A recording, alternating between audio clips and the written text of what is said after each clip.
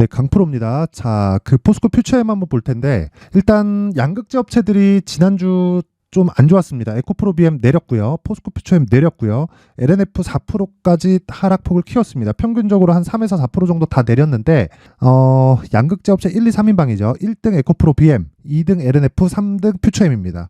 자, 근데 지금 제가 이렇게 순위를 매긴 거에 대해서 약간 조금 반감을 가지실 수 있어요. 근데 단순히 생산 능력을 가지고 제가 분류를 한 겁니다. 그래서 그 부분 오해하지 마시고, 기본적으로 한 가지 내용만 알고 계시면 될 것 같아요. 양극재는 앞으로 쇼티지가 날 수밖에 없다. 그렇죠. 그리고 그 쇼티지에 대한 부분을 삼성 SDI가 12월 달 들어서 44조 수주 공시를 그 수주 계약을 주면서 이미 입증이 끝났다. 그렇죠. 근데 삼성 SDI 단독으로 44조 수주를 넣었습니다. 요걸 연 환산시키잖아요.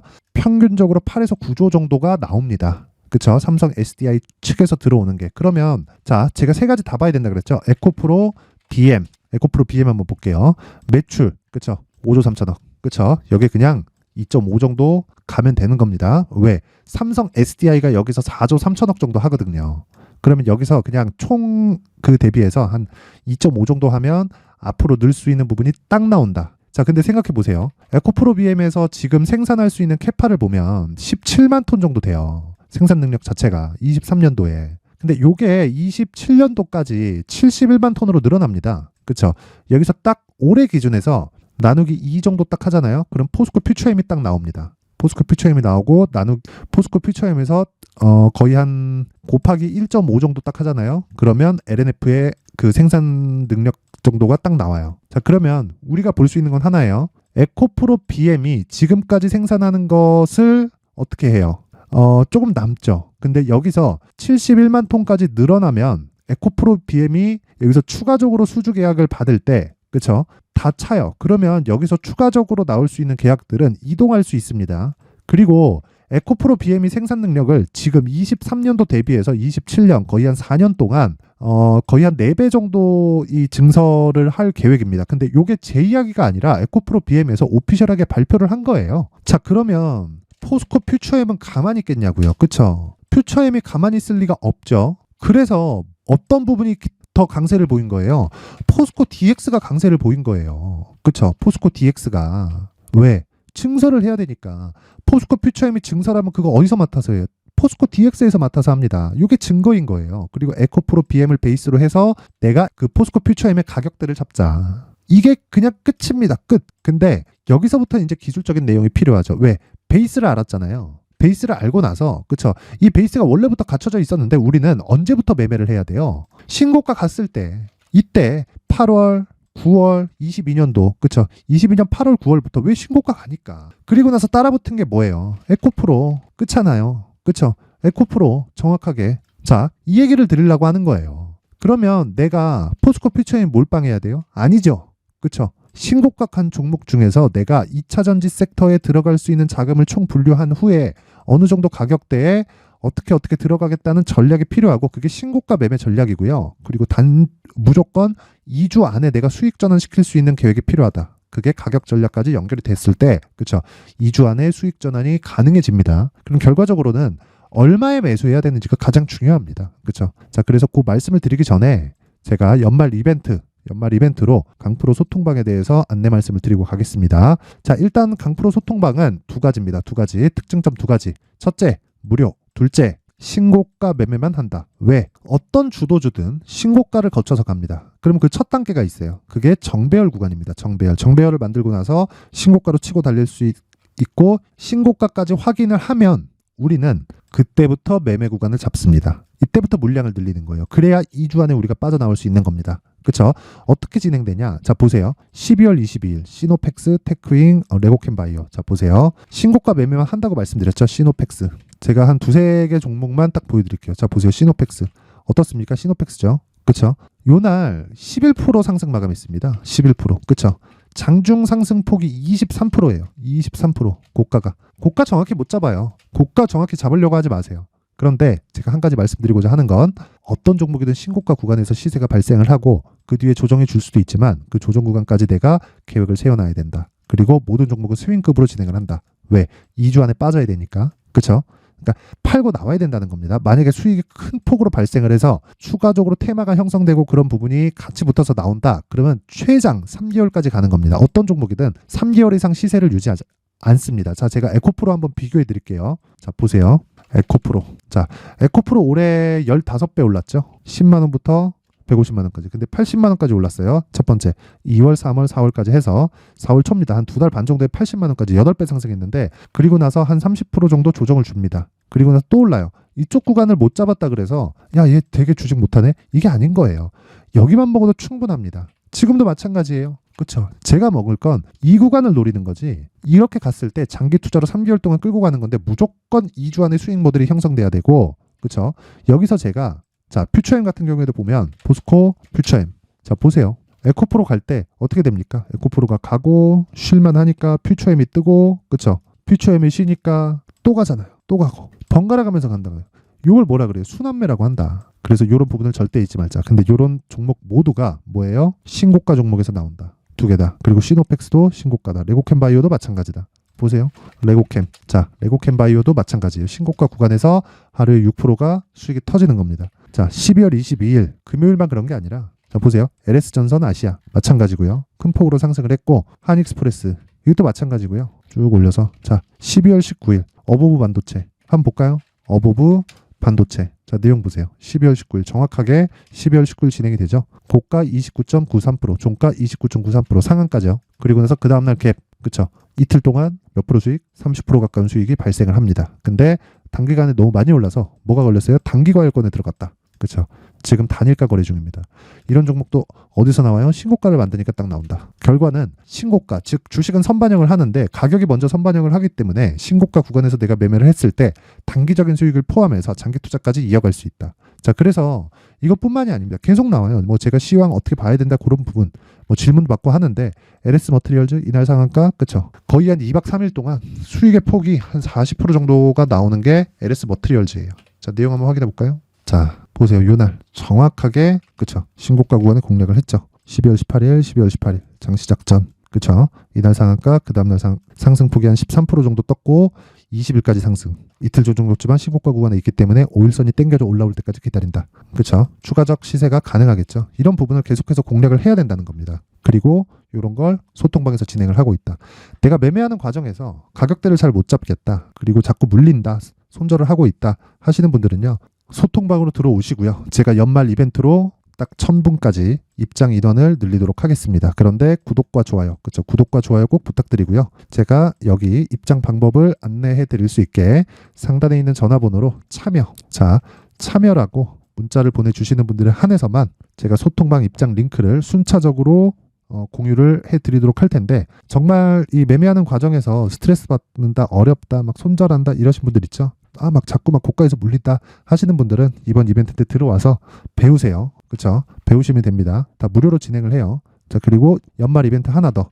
제가 수익 모델 그리고 신고가에 대해서 강조를 했기 때문에 신고가 검색기도 같이 드리도록 하겠습니다. 당연히 무료로 진행을 하고요. 이것도 구독과 좋아요 부탁드리고요. 상단에 있는 전화번호로 참여라고 문자를 보내주시는 분들에 한해서만 제가 소통방 입장 링크 그리고 수익 모델 그리고 신고가 검색기에 대한 내용까지 제가 함께 공유를 해드리도록 하겠습니다. 자, 그리고 퓨처엠으로 다시 돌아와서 보면 내용 간단합니다. 포스코 퓨처엠.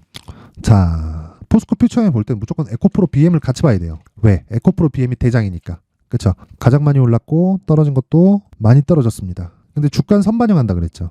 58만 원 선반영한 게 맞아요. 근데 추가적으로 붙었죠. 뭐가 44조짜리 수주 계약이 붙었다. 이게 22년 수주 계약에 대비해서 연환산 시켰을 때 2배 정도의 규모가 나오는 겁니다. 총 규모 따지면 SDI에서만 단독으로 들어왔기 때문에 LG 에너지 솔루션도 양극재를 계속해서 구해야 돼요. 그렇죠? 셀을 많이 만드는 쪽은 SDI보다 물론 SDI도 셀업체고 그 셀을 많이 만들어야 되는데 SDI보다 LG 엔솔이에요. 그렇죠? 그러면 LG 에너지 솔루션은 양극재를 확보를 해야겠죠. 그렇죠? 그러면 LG 에너지 솔루션이 어디다가 계약을 넣을까요? 물론 에코프로 BM도 필요하고 포스코 퓨처엠도 필요하고 다른 것도 필요합니다. 근데 그렇죠? 계속해서 쇼티지가 날 수밖에 없다. 그래서 지금 나오고 있는 조정은 뭐 배터리 아저씨가 뭐 압수수색을 받고 뭐 그런 내용이 있던데 그런 거는 그냥 뭐 싹 다 무시하시고요. 우리가 돈 버는데 뭐 크게 중요한 게 아니니까 단지 69만 원, 58만 원 여기에는 고평가 구간이었다. 하지만 이 고평가 구간은 장기간 유지되지 않는다. 그리고 엄밀히 따지면 지금도 고평가 구간인 것은 맞다. 근데 성장주는 모두 다 고평가 구간에서 거래가 되는 게 당연하다. 58만 원은 되게 비싸고 29만 원도 비싸긴 하지만 여기보단 싸다. 그쵸? 그리고 평균적으로 받아왔었던 PER. 그쵸? 일종의 PER은 그냥 권리금 개념이라고 보시면 돼요. 지금 돈을 버는 것 대비해서 몇 배 정도를 쳐줘야 이 거래가 될 건지 그 내용이니까. 그쵸? 여기도 비싸고 여기도 비싸요. 근데 실적은 높아졌고요. 높아지는 데 비해서 포스코 퓨처엠 같은 경우에는 앞으로 높아질 만한 가능성을 충분히 갖고 있고 과열권 그리고 완전 이 극도의 이 광기가 서려 있는 그 정도 구간에서는 이미 주가가 한 60% 이상 빠졌기 때문에 이제는 매물 소화만 하면서 올라갈 일만 남았다. 그리고 무엇보다 수급적인 상황이에요. 보세요. 얘네들이 공매도를 안 풀어요. 그쵸? 주가가 올라가면 올라갈수록 여기 있는 600만 주의 물량은 매수 물량으로 바뀝니다. 그리고 포스코 퓨처엠도 마찬가지예요. 그쵸? 400만 주의 물량은 매수 물량으로 바뀐다. 이 부분 반드시 기억을 하세요. 자, 그러면 지금은 얼마에 매수해야 되는지가 정말 중요하고 그 부분에 대해서 제가 여기 포스코 퓨처엠의 가격 그리고 단기 보유 전략으로 준비를 해왔습니다. 자, 이 내용까지 제가 영상에서 이야기를 드리면 내용이 너무 길어지고 내용이 한 1시간은 제가 좋게 떠들어야 됩니다. 길면 한 2시간까지도 가요. 그래서 제가 20페이지짜리로 그쵸? 상세하게 연휴 기간 동안에 그리고 연말 공부하시고 24년도에 좋은 성과 내시라고 제가 상세하게 내용을 준비를 해왔습니다. 그쵸? 무료로 진행을 하는데 구독과 좋아요 부탁드리고요. 상단에 있는 전화번호로 숫자 3이라고 문자 보내주시면 제가 포스코 퓨처엠의 가격 단기 보유 전략을 공유해 드리도록 할 텐데 자 다시 말씀드리지만 단기 보유 전략은요 2주 안에 수익을 낼 수 있는 가격대를 잡는 거다. 그리고 내가 언제 팔고 언제 다시 매수하고 이 구간에 대한 그쵸 대략 주가의 움직임을 어떤 식을 이 베이스로 잡아야 되는지 그 내용에 대해서 제가 상세하게 내용 준비를 해놓은 거니까 구독과 좋아요 부탁드리고요. 상단에 있는 전화번호로 숫자 3이라고 문자 보내주시면 됩니다. 자 그리고 제가 신고가에 대해서 계속 강조를 드렸잖아요. 그래서 연말 그리고 연초에 어떤 신고가 종목을 잡아야 되는지 그쵸? 그 부분에 대해서 제가 내용을 상세하게 준비를 해놨으니까 영상 끝까지 시청하셔서 모든 분들이 성공 투자하셨으면 좋겠습니다. 자, 제가 항상 신고가 종목에 대해서 강조를 드립니다. 자, 신고가 종목에 대해서 강조를 드리는 건 크게 시세가 발생하는 대시세 종목은 모두 신고가 구간을 거쳐서 발생하기 때문에 그렇습니다. 시장은요, 좋을 때도 있고 나쁠 때도 있어요. 그런데 대시세 종목은요, 시장이 좋든 나쁘든 그 숫자의 차이가 있을 뿐이고요. 매년 발생을 합니다. 올해 같은 경우에도 마찬가지예요. 23년이죠. 1월부터 로봇, AI, 시세를 크게 발생을 시켰는데 이미 22년도 중반 후반에 신고가를 달성을 하고 매물 소화 과정을 거친 이후에 시세가 발생을 했습니다. 2월 달부터 2차 전지의 강세가 있었죠. 그런데 22년도에 이미 에코프로 같은 경우에는 신고가를 달성한 이후가 됐고요. 대장주가 강한 움직임을 보이다 보니까 그리고 나서 에코프로 BM 그리고 관련된 종목들이 강하게 시세를 내는 시작점이 만들어졌습니다. 3월부터는 그렇죠. 삼성전자와 하이닉스의 강한 움직임이 발생하기 시작했고요. 그러면서 한미반도체가 신고가를 달성을 했고 매물 소화 과정을 대략 한 2달 정도 거친 이후에 추가적으로 시세를 발생을 시켰습니다. 자, 어떤 종목이든 신고가를 거치면서 대시세 구간으로 들어간다는 거고 이런 대시세 종목에는 신고가라는 내용을 이해했을 때 이런 상황을 만들 수가 있는데 자 보세요. 22년 11월 21일 날 정확하게 레인보우 로보틱스를 시작을 했고요. 이때 당시에 레인보우 로보틱스의 가격은 33,800원이었습니다. 실제 3달이 채 되지 않는 보유기간을 가진 이후 그쵸 한 100% 정도의 수익 실현을 할 수가 있었고요. 그 이후에 추가적인 상승이 나왔지만 내가 매수를 잘 했기 때문에 보유기간을 최소한으로 줄여서 가더라도 충분한 수익이 발생을 했다는 겁니다. 언제든지 저가를 잡을 수 없고 고가를 잡을 수 없기 때문에 내가 강조를 해야 되는 건 신고가 이후에 매수하는 구간 그리고 첫 번째 수익 구간만 먹더라도 다음 종목으로 이동을 할 수 있다는 거죠. 실제 그리고 나서 3월 달에 반도체 종목에 대해서 계속해서 제가 강조를 드렸었고 그런 이후에 매물 소화 과정을 거치고 5월 달부터 반도체 공략을 시작한 결과 그쵸 3달이 채 되지 않아서 ISC 그리고 한미 반도체까지 100%에 달하는 수익 실현에 성공을 했습니다.